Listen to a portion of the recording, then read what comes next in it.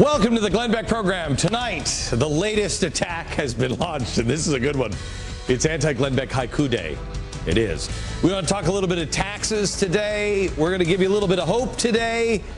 And the one and only Al Sharpton will be joining me a little later. Come on, you don't want to miss this episode.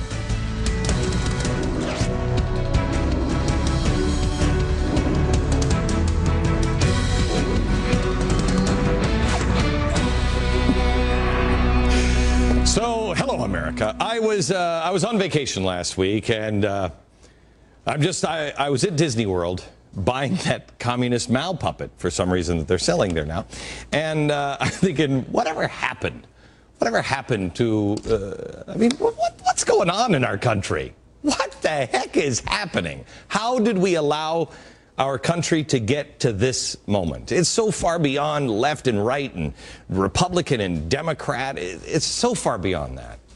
And then I suddenly remembered, in my deepest, darkest moment of despair, I remembered something that Nancy Pelosi said, and it totally cheered me up. Here it is.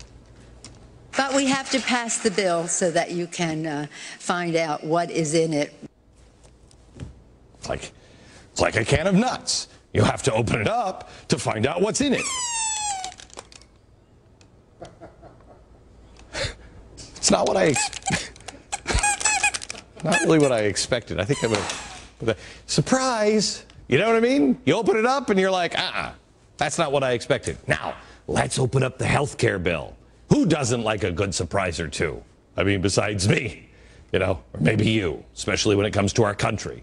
It doesn't take a genius to realize the reason why Nancy Pelosi wouldn't want anybody to know what's in the bill, and they'd just be like, just pass it, just pass it. You notice they didn't have it until like 24 hours before it was passed. Why? Why would you do that? Because you knew if you understood, that was creepy, wasn't it? Yeah. It was. You knew if people understood it, they wouldn't want it. If it was so great, they would want you to see every single page. Look at this page. This one's even better. And this one, they would have taken 2,400 days. And every day showed you how great this was. Instead, they rushed it through on a weekend. The president even said 5 days before, I don't even know what's in this bill yet. If it was so great, they wouldn't have to have bribed their own members in their own party. The bill is not great. It's really far from great. But it's now ours. And they had to be deceptive for us to get past it. Nancy Pelosi promised America with a straight and, kind of a pulled back face now, I don't know if you've noticed that we would love what's in this bill, while refusing to show us any of the details. I don't think I was the only one in America who heard the voice of my grandfather there from beyond the grave. If it sounds too good to be true, it probably is. There are news reports out now about people who are actually calling insurance companies saying, where do I get my free Obamacare? How do I sign up for free Obamacare? You're kidding me, right? I hate to rain on that free Obama cash parade, but there are a couple of problems with this phone call. As we constantly pointed out on this program, but you couldn't hear us, you're going to start paying for the program now, but you're not going to get any of the benefits until 2014. Surprise! Did we buy these on Times Square? We're going to stop with it's a 5 o'clock show. Most importantly, free health care for all isn't actually free. Someone has to pay for it. And I got news for you. It ain't going to be just the rich. Surprise! It's going to be you two. That the health care bill has already passed is the problem. But it's also I think they think it's like a hypnosis point where, that scene in Star Wars, these aren't the droids you're looking for. Now they're announcing through Paul Volcker that we now have to address the concerns that the Tea Party goers had all along. How are we going to pay for this? The solution, you guessed it, higher taxes. Now, if you remember, the president, he promised that he wouldn't raise taxes, not by one single dime on anyone making less than $250,000. I have to remind you, because nobody else besides this network will remind you of these no fine family words. making less than $250,000 a year will see any form of tax increase. None. Not your income tax, not your payroll tax, not your capital gains taxes, not any of your taxes. None. If you make less than $250,000, less than $250,000 a year, then you will not see one dime's worth of tax increase. Show of hands, how many people make less than $250,000 a year? All right. Well, I'm talking to you then. You will not see your taxes increase one single dime. If you have a job, pay taxes, and make less than $200,000 a year, you'll get a tax cut. Yeah. Surprise. Surprise. Now, one of the very first moves Obama made in his presidency was his solution to fund S-chip. It was to raise cigarette taxes, which in itself is really bizarre and a ridiculous idea because, I mean, you're basically banking the future of children's health care on the hopes that more people continue to buy cigarettes and smoke. It's kind of like Uncle Sam saying to you, hey, kids, when you grow up, please smoke cigarettes so your children can have a healthy start in their lives. Not make any sense, does it? But it's the government. But that point is beside it.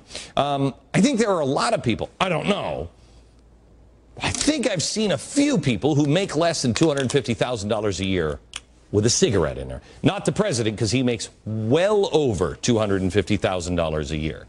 But others that smoke do make less. That's called a tax hike. He also sought to raise the capital gains tax, which affects every single American who invests, which I know that sounds like the big Wall Street fat cats, but if you have a 401k, that would be you.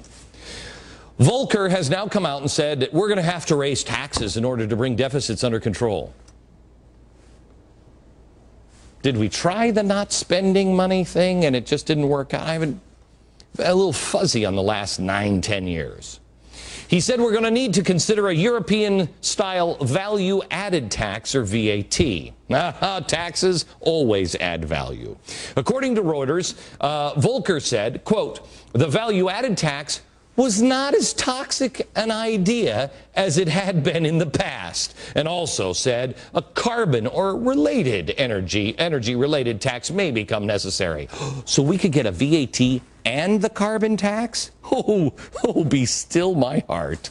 He also said getting entitlement costs and the U.S. budget under control may require such moves.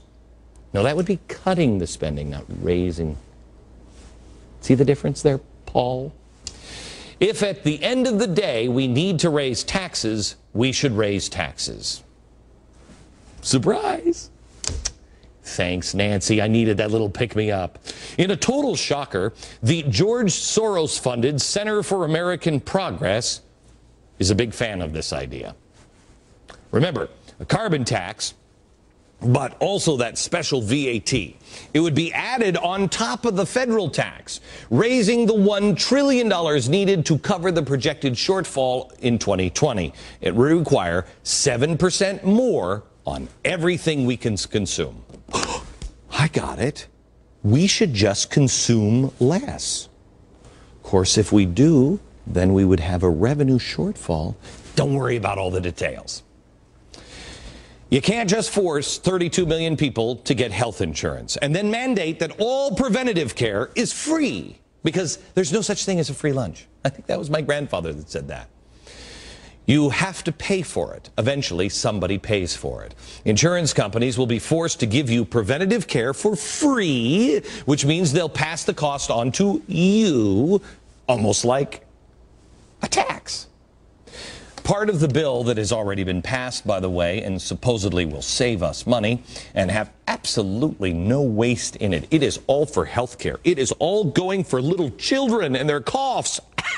That's it. In that bill, it includes a federal trust fund. Ooh, it's got the word trust in it. It must be good. Yes, it is. What we found in the bill is the trust fund that pays for more bicycle paths. and playgrounds and jungle gyms. Ooh, I like those. And sidewalks and hiking trails. See, I don't know, but I think the idea is we'll be healthier if we walk on sidewalks. This is going to be fun, isn't it? Oh, yes. This is going to work out well. There's also a new board set up that will decide what preventative tests you have and don't have to take. It's called the United States Preventative Services Task Force. Ooh, I wonder if they have masks and guns.